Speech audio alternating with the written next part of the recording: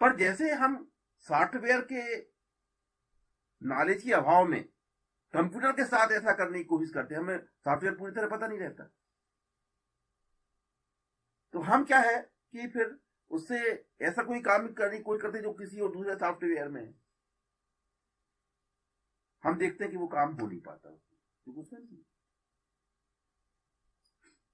और किसी सॉफ्टवेयर में आपको फिर वहां से जाके उसको करना पड़ेगा, वहां वो इजी वे में हो जाएगा क्योंकि उस सॉफ्टवेयर में वो चीज है, उस हिसाब से बनाया गया है। ऐसे ही सृष्टि का सिस्टम है। यहां जो काम सृष्टि की के सिस्टम में है वो बड़े आसानी से हो जाएगा, पर अगर आप उसको और किसी प्रकार से करने की कोशिश करेंगे तो आपको बहुत परेशानी होगा करना। क्यों? क्योंकि वो सृष्टि के सिस्टम भी नहीं। तो वहां माथा पटकने के स्थान पर हमें क्या करना चाहिए कि वो काम करने की कोशिश करना चाहिए जो सृष्टि के सिस्टम में है, अपने आप को चेंज करना।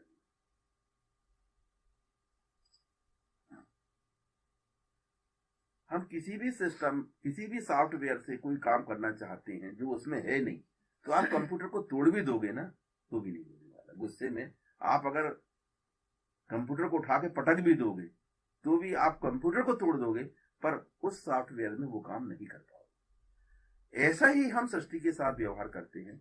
यहां हम अपने गुस्से में, अपने फ्रस्ट्रेशन की वजह से हम अपने आप को नुकसान पहुंचा लेते हैं, हम अपने जीवन को बर्बाद कर लेते हैं, पर हम वो काम जो हम करना चाहते थे वो नहीं कर पाए, वो सृष्टि के सिस्टम में नहीं।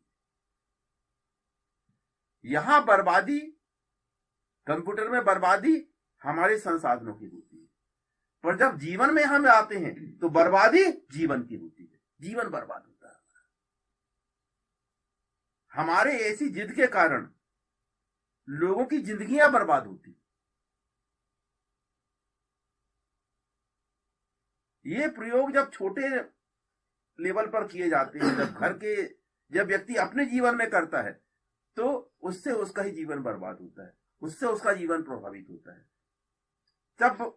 जब वो अपने परिवार के अंदर अपने बच्चों में अप्लाई करने की कोशिश करता है तो बच्चों का जीवन बर्बाद होता है। और जब बड़े बड़े विचारक इसी बात को, अपनी ऐसी जिद को समाज में लागू करने की कोशिश करते हैं तो वो पूरा की पूरा समाज बर्बाद होता है।